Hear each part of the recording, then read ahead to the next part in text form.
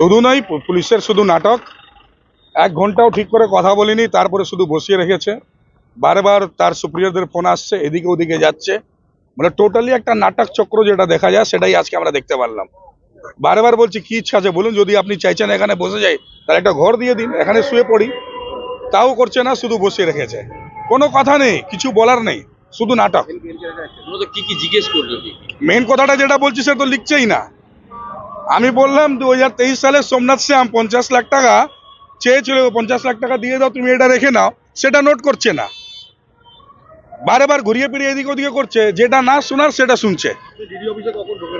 12:30টার সময় ইন করেছি, এখন 5:45 হয়ে গেছে, আপনি দেখে নিন। 5 ঘন্টা প্লাস জিজ্ঞাসাবাদ, 1 ঘন্টাও হয়নি, শুধু হ্যারাস করার জন্য বসিয়ে রেখেছিল। পুরোপুরি নাটক। ভারতীয় জনতা পার্টি করলে এটাই হবে। বারবার বলছে অর্জুন সিংজির সঙ্গে আছেন, তো একটু তো হবেই প্রেসার। ঘুরিয়ে ফিরিয়ে বলছে, ডাইরেক্ট বলতে চাইছে না, যেহেতু তার সুপ্রিয়র যেটা বলছে সেটা শুনছে। পুরোপুরি পলিটিক্যাল ষড়যন্ত্র। তার কি আছে? যদি জিজ্ঞাসাবাদ করার থাকে তাহলে কোশ্চেন করবে তো। 1 ঘন্টা পর কোনো কোশ্চেনই নেই।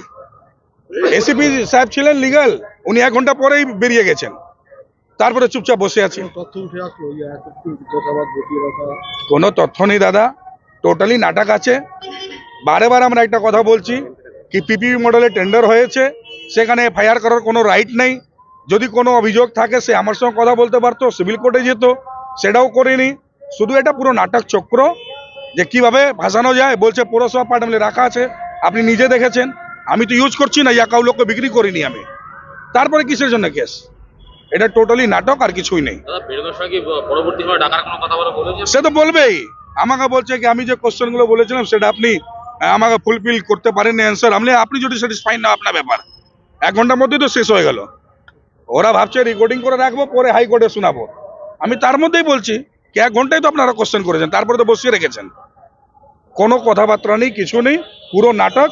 এটা টোটালি তৃণমূল কংগ্রেসের নেতাদের ইশারায় এখানে পুলিশরা পুরোপুরি আমাদেরকে হ্যারাস করার একটা প্ল্যান করে বসে আছে। সেটা দেখবো, এবার তো কোর্টে যেতে হবে। 5 ঘন্টা 5.5 ঘন্টা বসিয়ে রাখছে বেকার বেকার।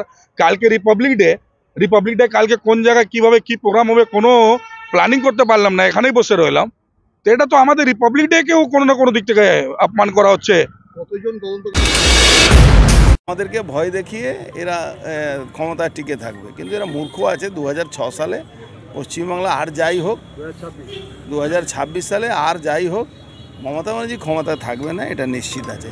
যতই চেষ্টা করার আছে করে নিন। এই নিয়ে কবার তলব হলো আপনার? আমার তলব নিয়ে হিসাব কিতাব এখন রাখছি না। রোজই ডাকছে, রোজই আসছি, রোজই যাচ্ছি।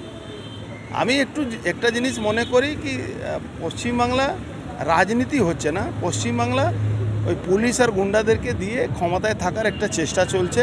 সেই চেষ্টাটা বৃথা যাবে, এটা আমরা দৃঢ় বিশ্বাস। আজকে কেন আসতে হলো আপনাকে? ওই পৌরসভার একটা পিপিপি মডেলে হয়েছিল, টেন্ডার হয়েছিল। সেই পিপিপি মডেলে ও কাজ পেয়েছিল, প্রিয়ঙ্কু পাণ্ডে। ও তখন তৃণমূলেই করতো, তো কাজ পেয়েছিল। সেই সময়ে তার উপরে এই মামলাটা করা হয়েছে। কিন্তু মূর্খ আছে, যে পিপিপি মডেল হয়েছিল সে প্রপার্টিটা পৌরসভার নয়। আর কি বলা যাবে, এই মূর্খদের সঙ্গে কি আর